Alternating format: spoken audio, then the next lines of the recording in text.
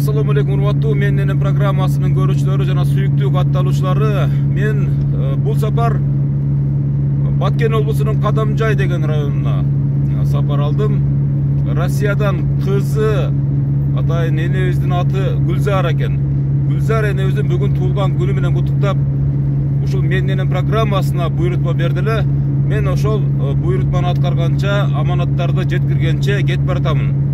Жол билесиздер албетте алыс, бирок башка аймактарга салыштырмалуу жолу тегиз. Урматтуу көрүүчүлөр, мен азыр саналуу сааттарда мен ошол Кадамжай деген райондун Борбордук аймагына жетип барып, Гүлзара энебизди куттуктайм деген ниетте кетип баратам. Ошол алдыда Гүлзара энебиздин сүйүнүштүү көз ирмемдерин сиздер менен чогуу көрөлү.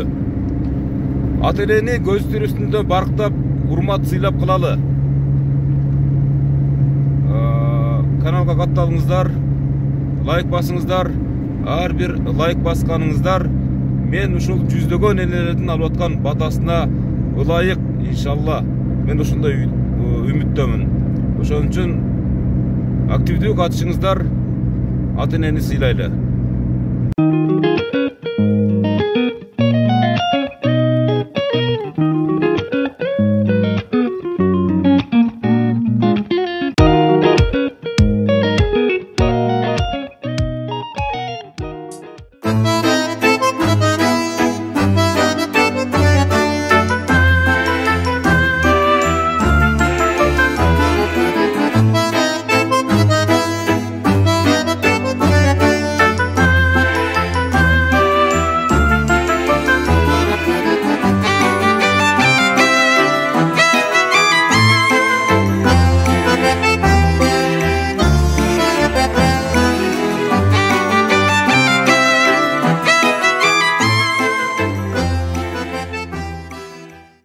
Assalamu alaikum, урматтуу менин программасынын көрүүчүлөрү. Мен Кадамжай районунун Борбордук аймагына келдим. Азыр Гүлзара деген энебизди куттуктаганы. Сиз кимиз болосуз? Мен баласы болом. Баласы болосуз. Канчанчы баласы болосуз? Эң кичүүсү. Эң кичүүсү болду. Мун сиз кармаңыз, энебиздин гүлү. Тортун кармаңыз. Сен көтөрүп алган майла. Урматтуу көрүүчүлөр, мынакей эң кичинекей баласы. Атыңыз ким? Азамат. Азамат, бүгүн энебиздин туулган күнү да. Бүгүн туулган күнү. Бүгүн туулган күнү 70 жашка чыгып олтурат. Азыр сүйлөшкөн эжебиздин аты ким эле? Россиядан? Гүлзина. Гүлназ эжебиз 2 ай мурда атайын буйрутма берди эле да. Ошол 2 ай мурда ушул бүгүнкү күндүн урматын атайын ниет кылып, буйрутма берди эле менин программасына. Азыр мына ушул секундда ишке ашып отурат. Кана жүрүңүз эми бирге. Гүлзара энебизди куттуктайлы. Азыр атабыздын аты ким эле? Абдужалил аксакал менен Гүлзара энебизди куттуктаганы кетип баратабыз. Мынакей өзүнүн эң кичинекей баласы менен бирдикте. Менин программасын акмалап туруңуздар. Саналуу өтөрдө биз энекебиз менен атакебизди куттуктайбыз. Гүлназ деген кызы Россиядан буйрутма берген. Ошол кызынын жана балдарынын тилеги ишке ашып отурат. Кандайсыздар, жакшысыздарбы? Ден соолуктарыңыздар жакшыбы, Гүлзара эне? Жакшысызбы ден соолуктарыңыз? Бул менин программасы. Гүлназ деген кызыңыз бар беле Россиядан? Бар эди. Ошол 2 ай мурда атайын ниет кылды эле. Ушул программага мен дагы энем татыктуу депчи. Ошол Гүлназ кызыңыздын буйрутмасы менен ушул жакка келип калдык. Аты жөн Мөмүрза Газимкулов, мынакей атакебизди да куттуктап коюшун деген. Мынакей гүлдү энеге бериңиз. Энеге бериңиз. Биякта жолугу бар эле, пакетте, ошол пакетте жолугун алып салып, атакебиздин Кандай отурасыздар? Жакшы, рахмат. Отурасыздарбы? Жакшы, Кудайга. Кадамжай тынчпы? Тынч, Аллага. Жаз келди мынакей. Жаз келди. Жакшы. Ошол пакеттин ичинде энекебиздин жолугу бар, анан атакебиздин калпагы бар дегендей, жай намаздары, бардык подаркалар бар. Ушул Гүлназ кызыңыз тууралуу айтып берсеңиз, эми ушул өзүңүз тууралуу баштай бериңиз. Биринчи ушул канча балалуу болдуңуздар, канча жылдан бери бирге түтүн булатып атасыздар дегендей. Байбичеңиздин туулган күнү экен, бир куттуктап дегендей. Бүгүн байбичем туулган күнү экен. Экөөбүз 70-жылы баш кошконбуз. 70-жылы. Жарым кылым тете болуп калыптыр жашаганыңыздарга. Ay mına şundan 5 oğul, 2 kızımız var. Allah'a şükür. Nevreler var. Enekebиз 20'den aşık nevreler var. туулган күнү экенен бир Çevremiz de var. жүрөктөн чыккан сөздөр Var. тартып алаң эми энекебизге. Şimdi kempirime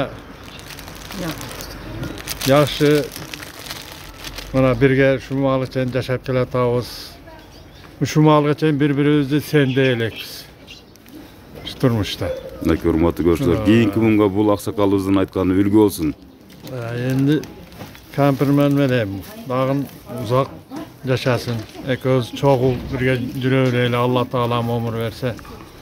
Амин, айтаңыз келсин.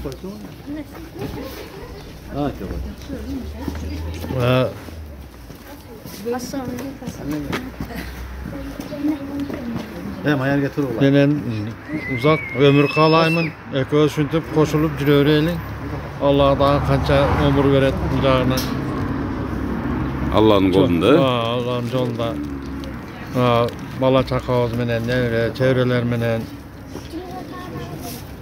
Elimiz tınç olsun, zamanımız tınç olsun, Kırgızistanımızga жақсы оңолумдан бияка Кудай кааласа келечекте жақсы кадрlardan, муундардан өсүп, азыр рахматына президентибиз жақсы эме кылып жатат. Elге карап жатат. Бардыгын ортого салып, телевидениядан, мына телефондордон берип, бардык болгон эмени ачык элге айтып жатат да. Жакшылыктар, тынччылыктар болсун, а? Тынччылыктар болсун. Энекебиз да күтүп алды окшойт. Энекебизге да сөз берели энеке. Өзүрүнө ушул учурду күттүңүз беле? Ушу менин программасы келип, бүгүн быйылкы туулганымды тартып калат деп. Мен күтпесем, балдарым, кыздарым өздөрү суприз кыптылар. Суприз кылган кызыма узун өмүр, чың денсаулык, бала чакасы менен тынч болуп, тапкандары алтын болсун, алтын баштары аман болсун, алганы менен кошо арып, кошо карып, уул үйлөп, кыз берип, серпилтип, себини кийип, тозутуп, тоюну жеп, эли журттун алдында дайым жүздөрү жарык болуп жүрө берсин. Мен баларым кызыма ошол каетте болсо денсаулугу жакшы болуп иштесин. Бала чакасы менен тынч болсун, ошону каалаймын. Көзөрүнө канчага чыктыңыз? Мен бүгүн 70ке чыктым. 70ке чыктыңыз. Кудай кааласа ушинтип балдарыңыз, неберлериңиз, чеберлериңиз, кыздарыңыз ушинтип бап эстеп турса, 100ге чыгыш эч кеп эмес. Кудай буйрса денсаулык берсин, жаштын тилегин билет. Айтканың боло берсин. Ушул бүгүн менин программасы сизди каттап, ошол киргизип, менин дагы апам жана атам татыктуу ушул программага деп жүздөгөн энелер тартылып аткандан кийин деп ниет кылган Гүлназ кызыңыздын, балдарыңыздын, неберлериңиздин тилеги бүгүн орундалып отурат. 70 жаш курагыңызда. Şu жаш кезде эмне жумуштарды кылдыңыздар мына ушулдан баштаңыз? Кудайга шүгүр. Биз экөөбүздүн жашаганыбызга 50 жыл болду. Кудайга шүгүр, мен баргандан эле бул киши менен жакшы болуп жашадым. Мектепте иштеп жүрдүм. 32 жыл мектепте иштедим. Енді ар түрлүү иштерди кылдым. Бу библиотекачы болдум, бу борчса болдум. Шонтип иштеп пенсияга чыгып, шу балдарды жакшылап тарбиялап, бардыгы иштегендери иштеп жүрүшөт бардыгы. Мен бул балдарыма Кудайга шүгүр 1000 марта ыраазымын. Бардык балдарыма Кудай Таалам денсаулык берсин. Кудайга Парвадигар шу балдарымдын, кыздарымдын канаттары калкка жайылсын, этектери элге жайылсын. Ел эптеген эптүүлөрдөн болсун, калк кадырлаган кадырлуулардан болсун, үрлөр жар болсун, пирлер мадаткар болсун, ымай эне Патма Зура жигит бирим колдосун. Ак булуттай таза денсаулык, ак суудай узун өмүр берсин. Асманыбыз ачык болсун, заманыбыз тынч болсун. Эли журтубуз менен дайым балдарым жакшы иштерде иштеп, эли журттун алдыда жүздөрү жарык болуп жүрө беришин каалаймын. Мен урматтуу көрүүчүлөр, мынакей Гүлзара энебизден ушундай сөзгө чечен экендигин, сонун бата бергендигин өз көзүбүз менен көрүп атабыз. Сиз да бар болуң эне. Кудай кааласа ушул мындай жакшы күндөрдүн бир тобун өткөрөсүздөр. Албетте мынагы биздин улуу урматтуу аксакалыбыз менен эми ушу өзүңүз жөнүндө айтсаңыз, жаш кезде эмне жумуштарды кылдыңыз, Гүлзара энебизди кантип бактыңыз, 7 баланы кантип чоңойттуңуз дегендей. Bizden sayızın vağında emeğimiz 10. klası bitip şoförlüktü, ondan sonra okup Özbekistan'ın Fergana şahardan başkanımız. Şu şoförlük kesipte arkalap, kolxoz, sovxozda, başka organizatsiyalarda işledim köylerde.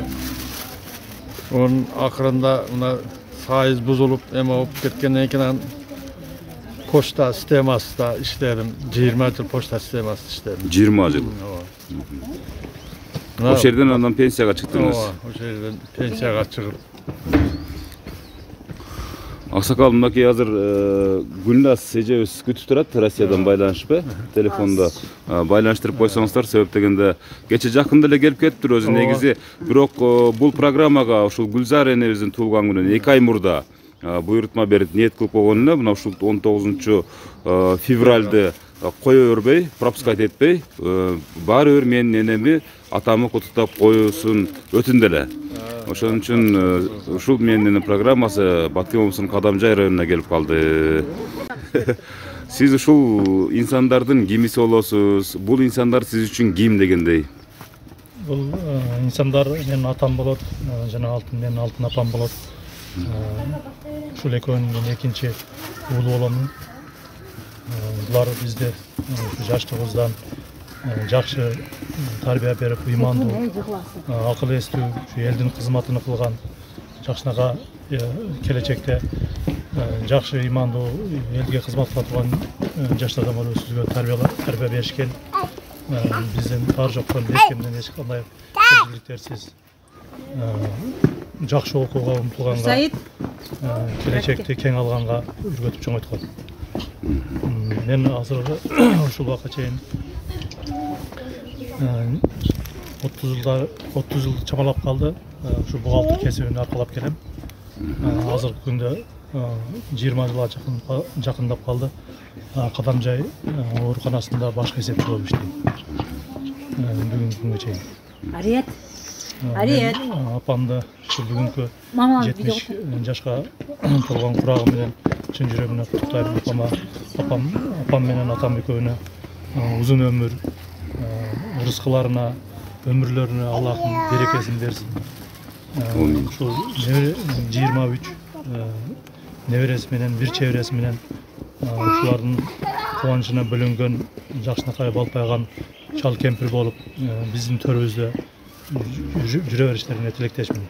Аллахым буларга чын ден соолук берип, узун өмүр берип, ушу 5 уул 2 кыздын, ошондой эле неберелеринин сыйларын көрүп, урматтарын көрүп жүрө беришине мен тилектешмин. Апа, көп жашаңыздар, биздин бактыбызга бар болуңуздар, аман болуңуздар. Adelina ölçür onda keyin apam ölüp çalar. Sizlerden biz tarbiyangızlarga razıyız. Sizlerden barыңыздарга çeksiz şükürler olsun.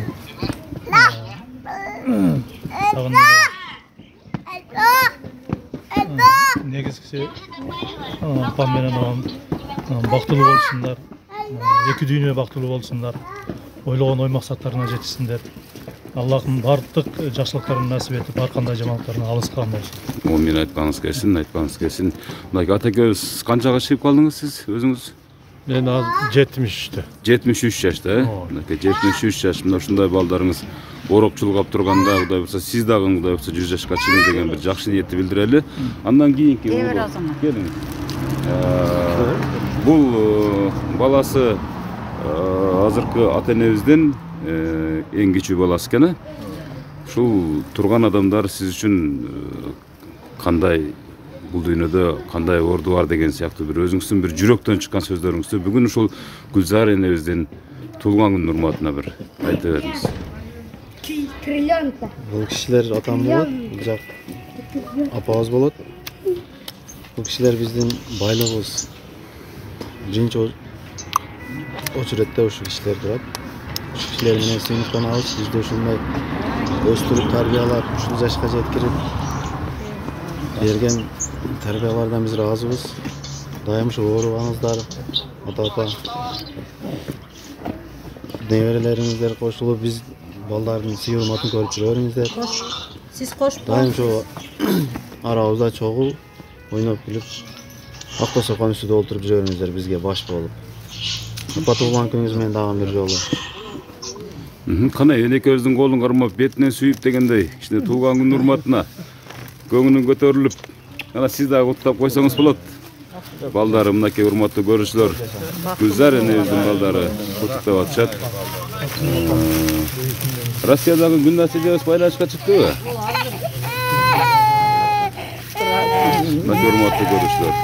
Эне кандай сезип атасыз өзүңүздү мына ушул туулган күн? Быйыл өзгөчө болуп атабы? Өзгөчө болуп атат. Кудайга шүгүр бейсек. Мен өзүмчө толкунданып турам азыр аябай. Менин балдарым дагы үчөө Свердловскийде кызмат кылышып жүрүшөптүр. Мына кичинекей кызым мына.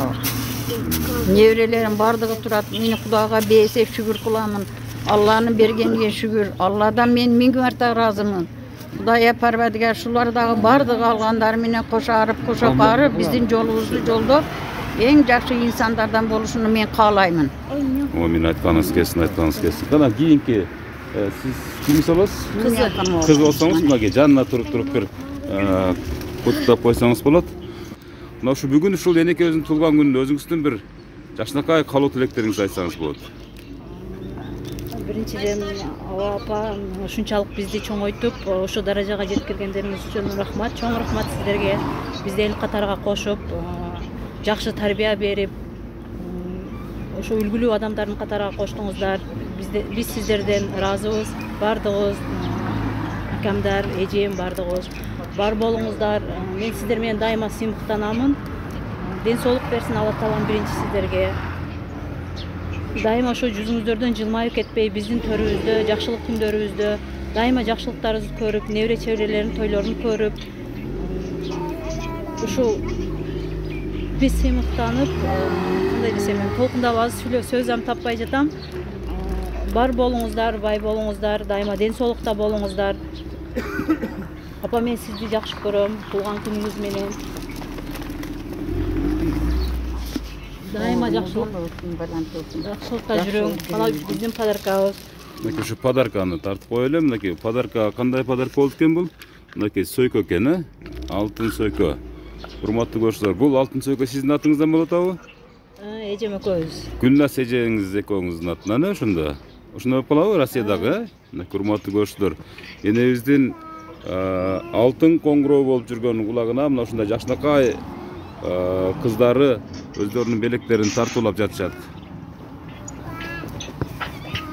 Албетте буга чейин деле көптөгөн белектер тартуулашкан, бирок ушул Мен Дене программасына кошулташып ушул белектерин тапшыруу аземи бул энекебиздин 70 жылдык өмүрүндө биринчи жолу болуп жатат. Урматтуу көрүүчүлөр, мынакей жанында атакебиз турат, баласы турат дегендей, небере чеберлер турат.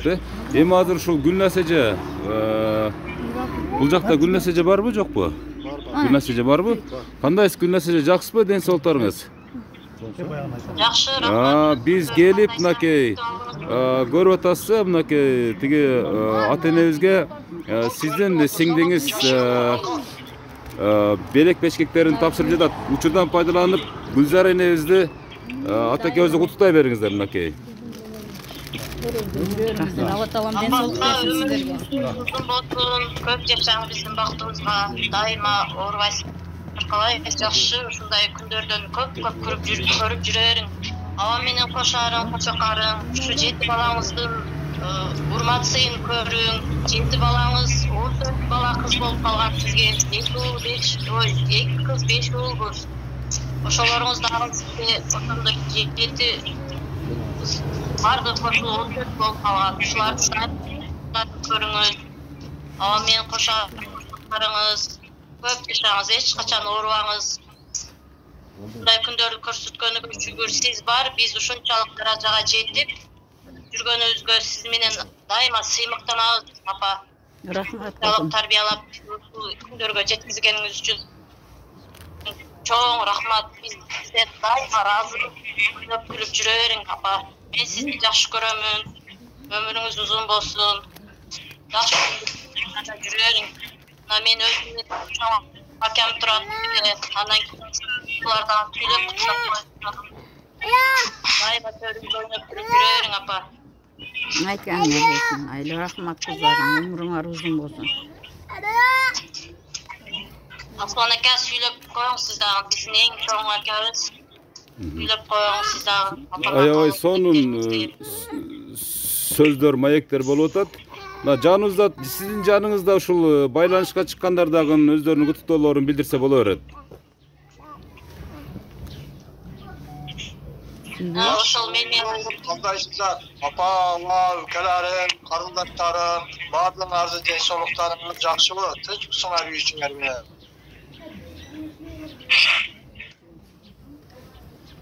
Сүйлөшө бериңиздер, сиздер дагы бул жака. Сиздерге суроо берип атат. Тынчсыздарбы, отурасыздарбы дейт. Жакшы, Кудайга шүгүр, жакшы отурабыз. Рахмат силерге, чоң рахматтарды айтамын. Балдарыңар менен тынч болгула. Айланайын, кулундарым. Бардыңарга чоң рахмат. Бардыңар ушу өзүңүздүн жолуңузду жолдоп, катта энелериңдин жолун жолдоп, өмүрүңөр узун, рызкыңар балант болуп, дайыма эч нерседен кам бой, эли журттун алдында дайым жүзүңөр жарык болуп жүрө бергиле. Айланайындар. Мен силерден сыймыктанам. Толкунданып кетип бартам энди. Жакшы жүргүлө эсен аман. Ушуларды балдарымыздын, кыздарымыздын жакшылык күндөрүнү көрүп, үстүңүздөн жылуу жашап, ушу сиз биздин үйүбүздүн шам чырагысыз.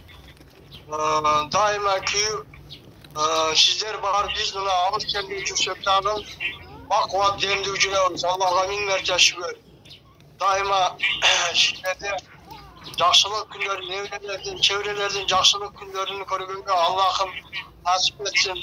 Ошолордун тойлорунда өзүңүздөр башчы болуп, дайыма билген акыл насааттарыңыздарды жолдорду көргөзүп бизге кошо арып,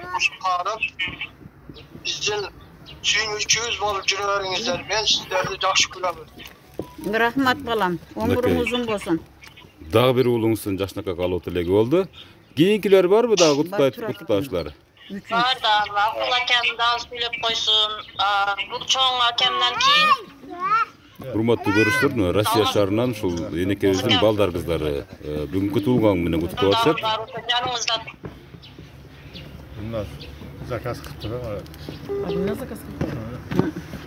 ошон Кана энекебизди күттүрбөй анда кийинки кезекте куттуктоочулар сүйлөп бериңиздер. Дайыма бизди бактыбызга бар болуң, аман болуң, өмүрүңүз узун болсун. Şu bala çaka, nevre, çevrelerden huzurunu görüp önü örtüp жүрө бериңиздер, Allah'ım ökönüzdür. Çoğu daima vaktılı olun. Buna sizde kutuktap, nevreniz bir kutuktap koyun ne söylüp? Kandayiz? Жакшы, кандай жүрөсүңбү? Чоң жигит болуп. Жакшы. Пусть ваш день рождения пройдет хорошо, чтобы вы жили долго и счастливо. Было много денег и... Спасибо деп коюңчу. Рахмат, чоң рахмат. Катта жигит болгон. Kırgızcan hemen akdegin. Elini satı көп kaldı, kapı olmayız. Боло берет.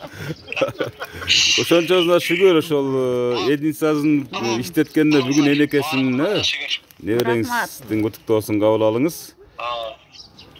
Мына урматтуу көрүүчүлөр, эгерде Россия шаарында куттуктоолор бүткөн болсо, анда кийинки куттуктоо ээлерине сөз бере берели.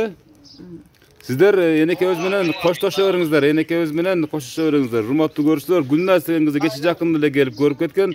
Бирок кийинки балдардын сагынычы эми сөз менен айтып бүткүс болуп атат. Энебизди сагынып кийинки балдарыңызды. Майли, жакшы жүргүлө, эсен аман. Алла ден соолук Батаңызды бериң энеке. Кудайга парвардигар өмүрүңөр узун болсун. Алганыңар менен кошо арып, кошо карагыла. Силер ham уулдарды үйлөп, кыздарды берип, жакшылык тойлорду көрүп жүрө бергиле. Бардыгыңарга ден соолук каалаймын. Өмүрүңөр узун болсун. Хаммаңды жакшылыктар менен күтүп алам. Мойын Аллах акбар. Амин. Урматтуу көрүүчүлөр, энекебиз сыртта жүргөн балдар кыздарына өзүнүн ак батаңызды берди. Эми биз энекебизди куттап аткан маалда бир айым келип кошулуп калды. Siz kim bolosuz? Анан куттуктап коеюн биринчи. Туулган күнүңүз менен. Рахмат. Мен алсыны болом. Алсын болсо. ушул адамдын бүгүн туулган күнү экен. Өзүңүздүн бир каалоо тилектериңизди билдирип дегендей. Мурдараак айтсаңыздар да күтүп келет элеген. Эми бул сюрприз болду. Сюрприз болду. Maylı rahmat. Мына урматтуу көрүүчүлөр, бир тууган абысын өзүнүн белек бешкектерин тапшырып жатат. Бул күн дагы Гүлзар энебиз үчүн эстен кеткис болду деген ойдобуз. Кандай эми өзүңүз? Şu bugünkü tuğan gününüz kutlu olsun ha. Ушундай жылдардан Кудайым дагы 1 жашын жашасаңыз 140га киреткенсиз. Кудай дайым жакшы, дайым ушундай ден соолукта болуңуз, качан оорубаң. Ошо балдарыңыздын жакшылык күндөрүн көрүң, акам-экөөңүздөр дайым кол кармашып, балдарыңыздардын, неберелериңиздердин жакшылык күндөрүндө себепкер болуп жүрө бериңиздер. Ошо мен жаңы келин болуп келгенде сиздин колуңузда келгеним эстен чыкпайт. Кудайга шүгүр. Рахмат саңа ям. Ne desem aytkanımды kılıp, kayerde olsa beni sıylap, enedey görüp жүргөнүңө senden 1000 mertebe razımın, rahmat alsınım bu sana. Kızımday da görüyorum. Жашып кеттиңиз, не себеп болду? Ушундай бир эстен кеткис окуя болду эле. Айта бериңиз. Майыл жеңиз ишке ден соолук берсин, Кудайым өмүр берсин. Мынакей өз кызыңыздай болуп калган экен, эне мынакей, өз кызыңыздай болуп калган экен. Ушунчалык мынакей толкундонуу менен көз жашы чыгып кетти. Бул кубанычтын көз жашы болсун албетте. Сизди ушунчалык баягы жакшы көргөндүктүн белгиси деп сыпаттайлы. Азыр эми урматтуу көрүүчүлөр, биз энекебиз да сыртта көп кармабай, ушу үйдүн ичинен программаны улантсак, кана кире бериңиздер. Мен тартып коеюн. Урматтуу көрүүчүлөр, мынакей Гүлзар энебиздин жанындагылар менен бирге азыр сырттагы программанын биринчи бөлүгүн жыйынтыктадык, кийинки бөлүгүн үйдүн ичинен улантабыз. Коңшуларбы? Мына коңшулар болсо, мына бир тасмага түшүп калыңчы, мына энекебиз жөнүндө кандай кошуна, кандай адам? Бизде жакшы кошуна эже менен ака. Ошо кошуна домубуздун аксакалдары, ошо балдардын бактыга бактылуу болсундар, көп жашасындар. Юбилейиңиздер менен. Алыскы туугандан жакынкы кошуна дейт мынакей. Кире бериңиз эне, кана кире бериңиз.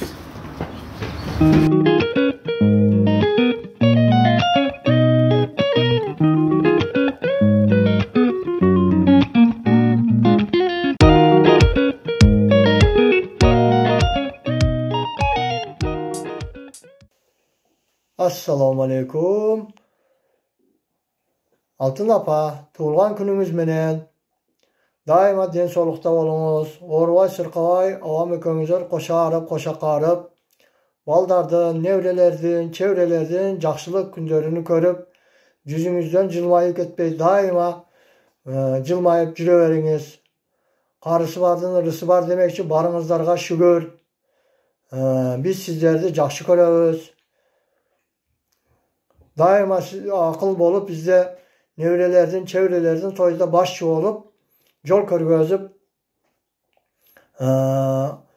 sizler ormanlıktan menen kaç cenemin duasını algansızlar. Allah'ım oşolardan yaşını yaşatsın sizlerde dağın. Oşolarga okşop çevre gıvra körüңүздөр. Allah'ım oşo kündörgө жеткизsin. Daima den soolukta oru sırkodan alыс bolup tinç aman baktılı yaşay veriңiздер.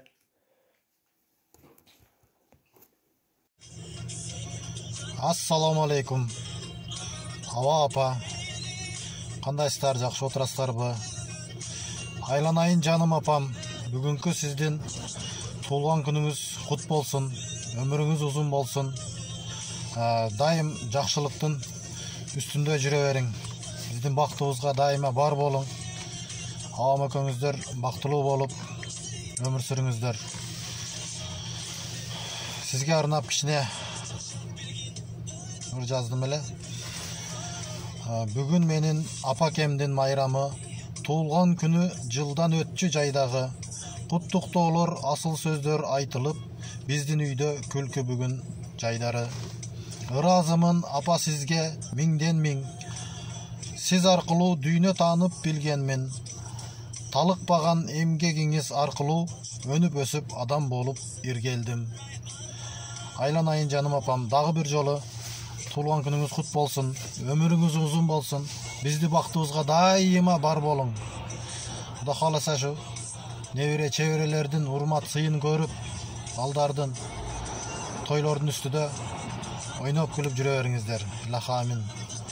tinch bolingizlar deb qutluktab sizden oğlunuz Akılbek. Ekaterinburg'dan salam. Assalamu alaikum. Apam, atam, qandaysыздар? Денсаулықтарыңыздар жақшыбы, үй тынчпы, туған урук бардығы. Апа, сіздің бүгінгі 19 февраль 70 жаш құраңыз менен құттықтаймын. Көп жашаңыз апа. Өміріңіз uzun болсын, денсаулығыңыз чың болсын. Шу балдарыңыздың уайын көрің, дайыма жақшылық күндердің үстінде ойнап күліп жүре берің атам менен. Қошарып қоша қарыңыз. Шул неврелеріңіздің тойлары да біздің төрімізде үйдің көркі болып отырыңыз. Аптам экөөңүздөр ар дайым ушул ойлогон ой максаттарыңыздарға жетиңиздер. Ушунчалык бизди тарбиялап, ушул даражага жеткизгениңиздер үчүн сиздерге чоң ыраазычылыктарды билдиремин. Балдарыңыздардын ушул даражада, ушул күндөрдү көрүп жүргөнүбүзгө да сиздердин эмгегиңиздер чоң деп эсептеймин. Эч качан оорубаңыздар, эч качан жамандык көрбөңүздөр. Дайыма биздин төрүбүздө ойноп күлүп жүрө бериңиздер. Атам, апам, мен сиздерди өтө жакшы көрөмүн. Апа, дагы бир жолу туулган күнүңүз менен 70 жаш курагыңыз кут болсун апа. Өмүрүңүз узун болсун. Дайыма биз менен жүрө бериңиз ушу балдарыңыздын жакшылыктарын көрүп. Жаннатым апам, мен сизди жакшы көрөмүн. Бүгүнкү күндүн дагы далайын көрүңүз. Жакшылыктарды көрүп жүрө бериңиз балдарыңыздын төрүдө. Биз сиз менен сыймыктанабыз. Сиз бизге мээримдүү энесиз. Сиздин берген бүтүн ушул эне мээримине биз ыраазыбыз. Жаннатым апам.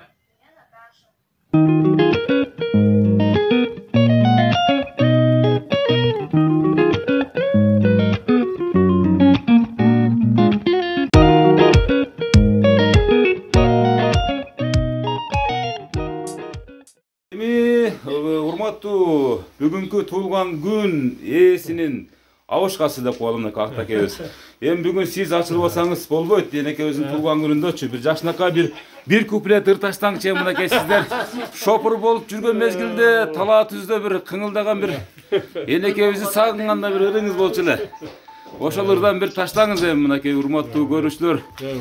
Биз мынтип айтканыбыздын себеби бүгүн той, бул эстен кеткис күн дегендей Гүлзар энебиздин абышкасына ушундай жакшынакай бир тапшырма бердик.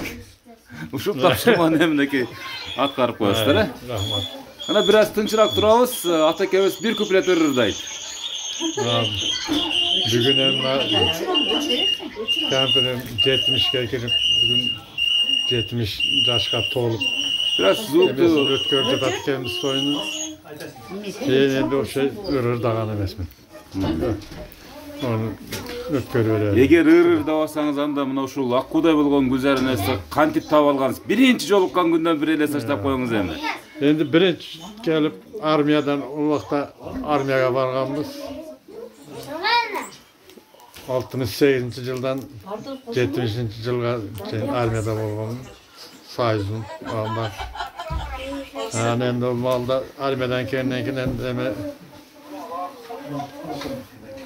бирөөндүкүндө чоң эмийде килем соккондо бул илгери чебер өтө эле. Ошо жерге канатыгы барып калыпмын да. Жерде килем согуп отурган жеринен аны көзгө бастыңыз. Таашып калып ушуну. Экөөбүз сүйлөшүп калдык да ошону.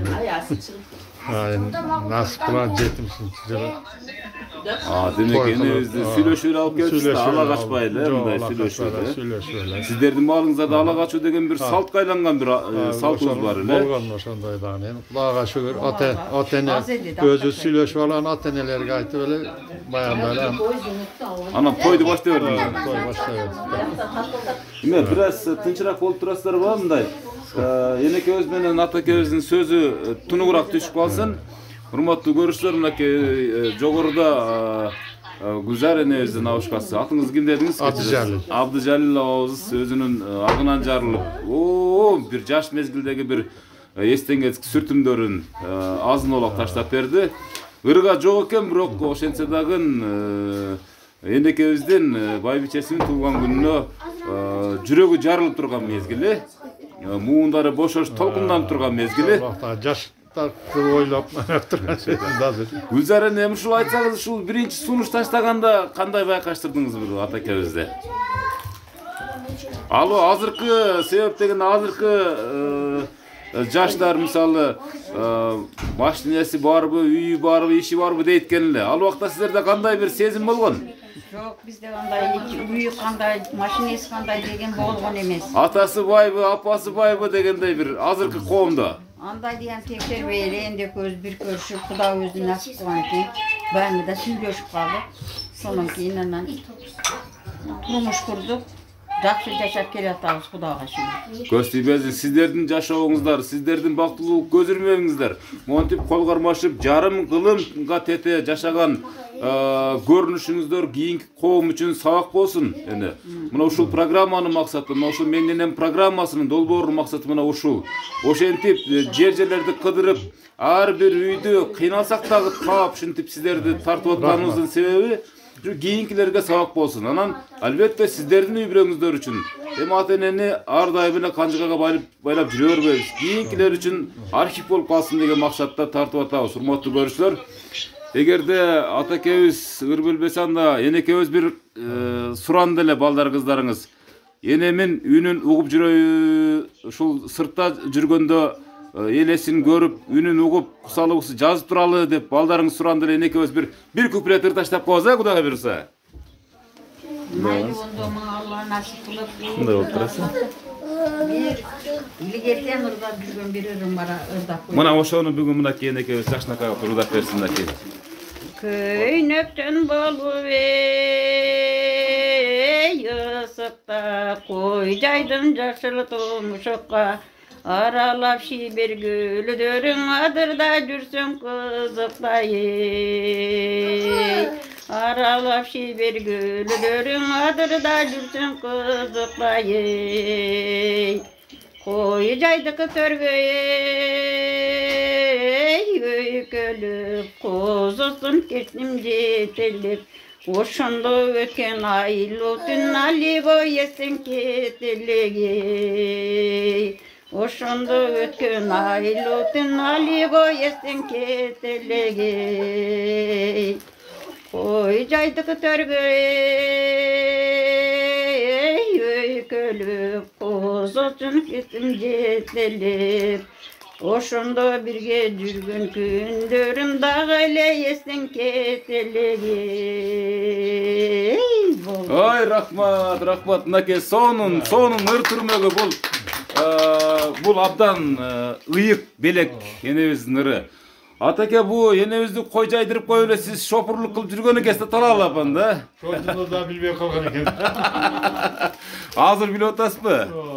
Мынакей урматтуу көрүүчүлөр, мынакей балпайган жакшынакай болуп, төрдүн көркү болуп турган ата энебиздин бүгүнкү күндөгү кубанычы чексиз. Ар бириңиздер ушундай ата эненин көңүл бул акча, материалдык байлык деген бул эч нерсе эмес. Көңүл деген бул жүрөктүн бир жалыны, жүрөктүн дарысы. Ата энени жүзгө чыгара турганда мына ушул көңүл. Ошон үчүн мынакей сиздин кыздарыңыз, балдарыңыз ушундай үмүт кылып, тилек кылып, максат кылышты эле. Мына көңүлүңүздөр көтөрүлдүбү бир аз? Кудайга шүгүр, көңүлүм көтөрүлүп, аябай толкунданып, уул кыздарыма 1000 мартадан рахмат айтамын. Бүтүн дүйнөдөгү жакшылыктарды каалаймын. Мына ушу кожоюнумдун бир туугандарыга бардыгы ыраазымын мен. Бардыгы энедей кылып сыйлашып жүрөт, мени ар убакыт сый үстүдө жүрөмүн. Ушул кыздарым бардыгы ушул ака-укаларым менен жакшы ынтымакта болуп, келечекте биздин жолубузду жолдоп, дайым жакшылык тойлорду кылып жүрө берсиндер. Менин тилегим ошол. Айтканыңыз келсин, урматтуу бүгүнкү күндүн күнөөкөрлөрү, мынакей бүгүнкү тартылып аткан ата энебиздин эми ушул сыртта жүргөн, ушул жерде жүргөн балдар кыздардын болгон өздөрүнүн ак батасын алып, анан программаны жыйынтыйлы. Kana bul jigit mınake söylep koysunçu mınake aleyküm assalam. Kana atağız siz kim bolot bu adamlar? Nevrem. Nevreniz ha? Kana kutuktap bugün kutulgan menen. Öğretip bereyim. Ha, öğretip beriniz. Dağı bir yaş üzöngüsün teptiniz, jetmiştin kırına emi jettiniz. Baldar menen baktalayga kurçalıp, daryasın ırıs kuttun keçtiniz. En küçüğünüzge Arabay 101'ge de Karabay uzattım. Yaşay beriniz. Çın yürekten kutluktayım. Ay rahmat kana betterinden öt enеңiздин жана чоң атаңыздын жашына алып куттап койсоңуз болот. Албетте бул небересинин жашнакай болгон ыры болду канакей. Эми сиз гана четинен неберелериңиздер куттуптай берсин. Кана баштадык. Ene tuğan gününüz menен жүзгө кирип жашаңыз, 70'ten aşık жашаңыз. Tuğan gününüz kutlu olsun. Ay rahmat. Kana sizde ırыңыз barбы же жокпу? Kana mына кийинкилер эми куттуптай берсин гана. Keyinkiler, mına hurmatlı görüşler, nöberleri gezekке turup alıp kutlup atışat. Sizler uzun ömürde yaşap, deli sağlığınızlar çın bolsun. Uzun ömür yaşap, baktulu bolup, nevere çevreli bolup, köp yaşаңыздар. 100'den aşık yaşap, dünyadan qaytpay жүрөбериңиздер. Oy rahmat. Dünyadan qaytpay жүрөбериңиздер дейт. Эң сонун тилек болду. Kana daha var mı mınake mına? Kişnike kızdı kana berge. Kana neyenekezin janına oturmuşçu? Tayden aldı. Nereye git? Kana bir yak ötünüz. Siz bir yaktan tartayın ha. Kana kutup koyuңuzçu. Kutuplayıver.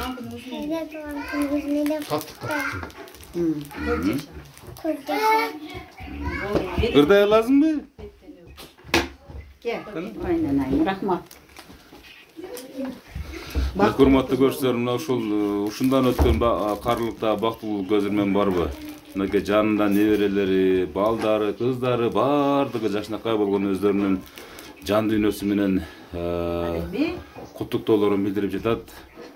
Энекебиз менен атакебиз көп жашасын. Небере, мынакей биринчи небереди деп азыр ушул жерде туруп айтып Небереси, бул чеберес, биринчи чеберес. Биринчи чеберес.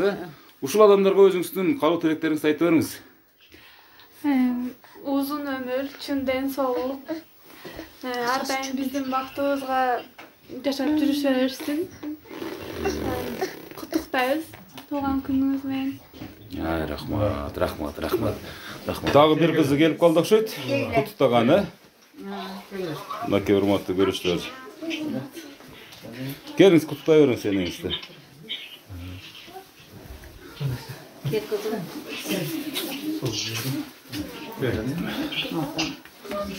Kançançı kız olasız? Qanday yaxshi.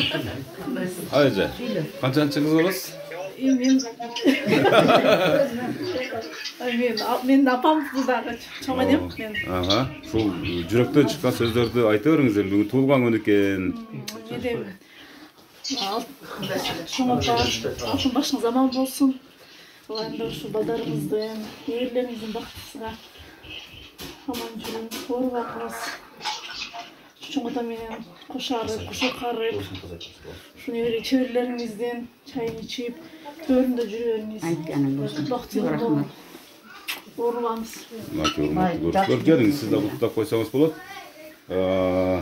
Özüңүздү tanıştırgança bul insandardı bizden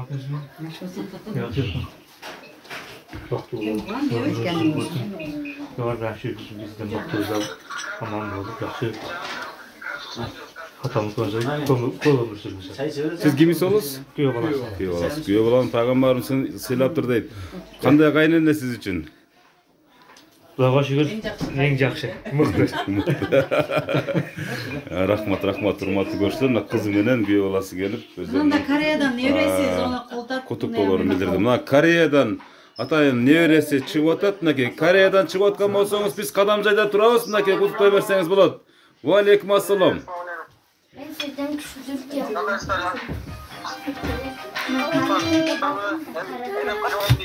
Assalamualaikum. Anda sana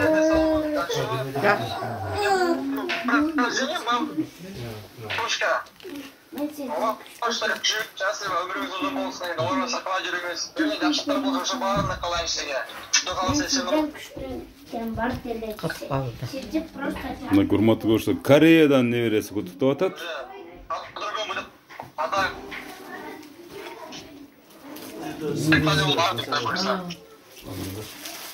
Рахмат қожа, өмірің ұзын, рызқың балант болып, жақсы ішіңді іштеп, денсаулығың жақсы болып жүре берген.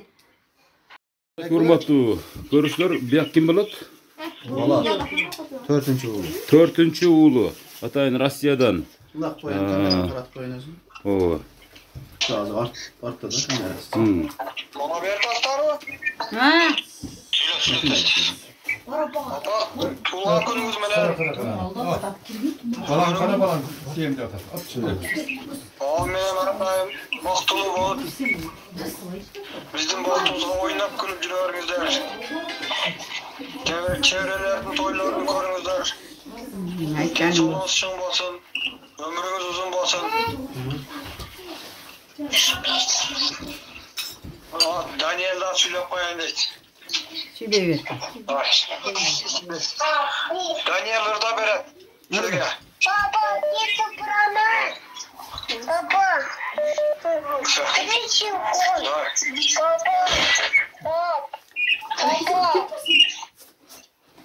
Мына урматтуу көршілер, төртінші баласының Гүлзар энебиз болгон куттуктоосун көрүп атасыздар.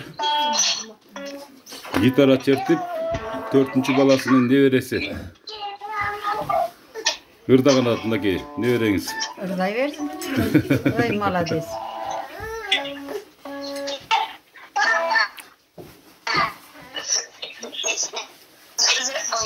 Где бабушка? С днем рождения, бабушка. Желаю вам счастья, здоровья, чтобы в этот солнечный и радостный день у вас был позитивный настрой, хорошее настроение.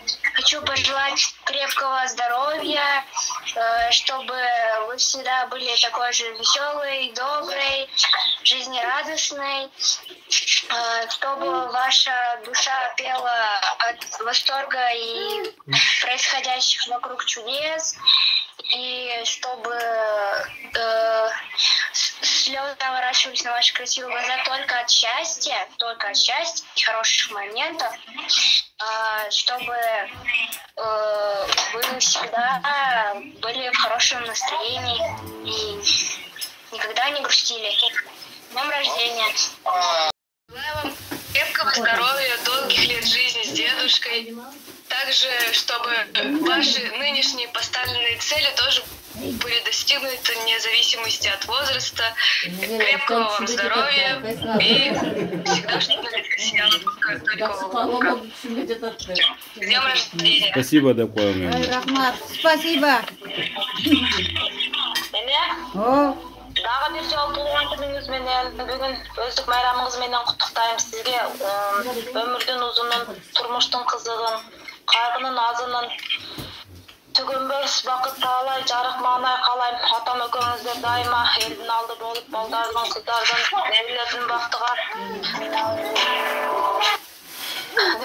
бақтыға көп жашасыңыздар, қыздардың, ұлдардың сый урматын көріңіздер. Майлы. Бұғытам. Қодам жайдабыз. Майлы, рахмат кәтті саңа. Бақтылы қыз болу. Сізге ниетіңізге жетейін. Бақтылы болу. Біздің бақтымызға ардайым. Денсаулықта. Көңіліңіз ардайым күліп. Боптыр, рахмат.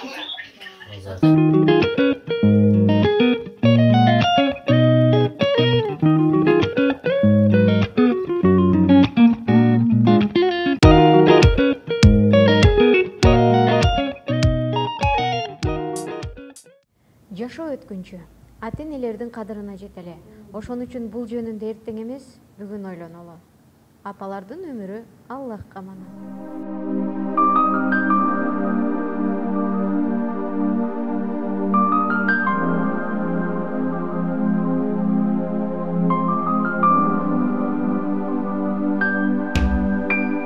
Ар бир телегим айласын тапкан, түн бою уктабай тербетип чыккан. Бейишим өзүңсүң ардагым апа, асылым менин ардагым апа. Мен үчүн канча сен түйшүккө баттың, жан апа чачыңды бу бакта басты. Кагылам өзүңдөн айланам апа, асылым менин ыйыгым апа. Биз үчүн бакыттын жолуну курган, жан апа сиз үчүн жанымда курман. Канткенде ак сүтүң актаймын апа, ыйыгым менин асылым апа.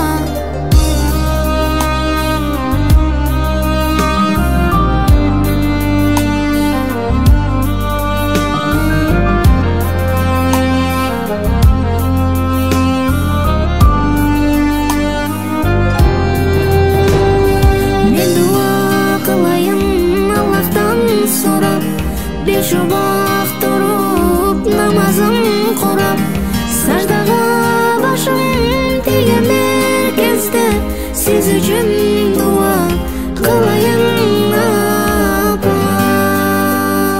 Жаным апа, Аллахтан берилген белегиң болуп, жүрөйүн сенин керегиң болуп. Чарчасаң чалыксаң эгерде апа, жүрөйүн сенин керегиң болуп.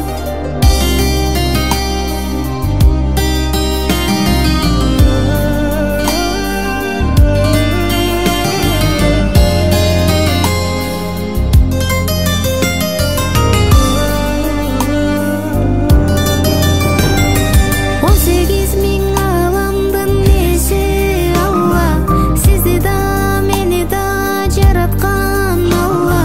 Пайгамбар белгилеп айткандай апа, бейишим таманын астында тура. Аллахтан берилген белегиң болуп, жүрөйүн өзүңө керегиң болуп. Чарчасаң чалыксаң эгерде апа, жүрөйүн сенин керегиң болуп. Аллахтан берилген белегиң болуп, жүрөйүн сенин керегиң болуп. Чарчасаң чалыксаң эгерде апа, жүрөйүн сенин керегиң болуп.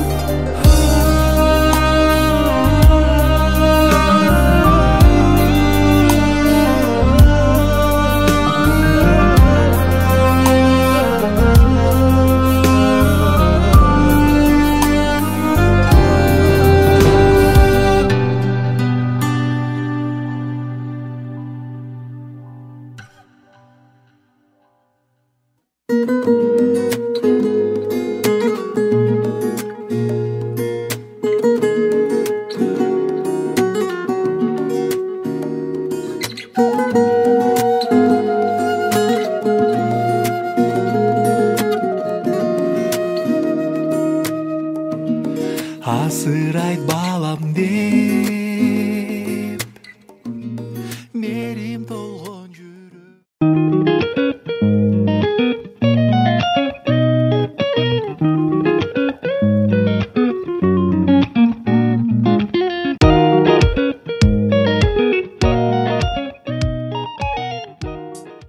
Сизге жакты ушул менин программасы? Жакты, Кудайга шүгүр. Балдарыма рахмат, сюрприз кылышып эле ушундай дасторкондорду салышып, туугандарды чакырышкан экен. Көп жетишпей калдык, жеткебей калды. Кеп калышары ылырам. Келип тарткан үчүн сага дагы чоң рахмат. Умуруң узун, рызкың балант болсун. Уул кыздан урмат көрүп, көп жашап жүрө бергин. Дайым ушул иштериңе Кудай Таалам урбаж берсин. Амин. Амин, айтпаңыз келсин. Siz al. Rahmat. Buna programması gelip, uğra olup gelip, bizi de buncalık bugün süyüntün, tartıp, daim işlerine rivaj versin oğlum. Daim jortkanda yolun bulaversin. Mala çakan menen esen bol. Allah Taalam den soğukluk versin barlığı üybülöğüne. Alganın menen koşa qarıp, koşarıp, daim elden hizmatta jürebergin. Amin айтпаңыз келсин. Amin. Урматтуу көрүүчүлөр, менин программасынын көрүүчүлөрүн бул сапар программанын кезектеги чыгарылышы Кадамжай районунун Борбордук аймагы деп коелу. Бул центр деп айтылат экен да, центр. Эмне деген көчө эле бул? Кирова деген көчөдөгү жашаган Гүлзар энебиздин коттуу үйүнөн жыйынтыкталды. Көп жашаңыздар, ден соолукта болуңуздар, оорубаңыздар, жакшы туруңуздар. Тынч болуңуздар. Рахмат, сиздерге тынч болуңуздар. Ишиңиздерге ийгилик болсун. Сиздерди дайым урмат колдоп жүрсүн. Амин айтпаңыз келсин. Мынакей урматтуу менин программасынын көрүүчүлөрү, мен азыр эле мына жогоруда өзүңүздөр көрдүңүздөр окшойт. Кадамжай районунда жашаган Гүлзар энебизди 70 жашка чыккан туулган күнү менен куттуктап, сиздерге бир аз да болсо үлгү иретинде, кийинки муун үчүн үлгү иретинде бир менин программасынын кезектеги чыгарылышындагы тартып бүтүп жыйынтыктадым. Муну менен эмне деймин? Ар бир ата эне ушундай сыйга, ушундай урматка татыктуу болсун. Дагы бир жолу белгилеп айтып кетейин деп атам. Ата энебизди көзү тирүүсүндө сактап калалы. Көңүлүн көккө көтөрүп, жүрөгүн жылытып, жакшынакай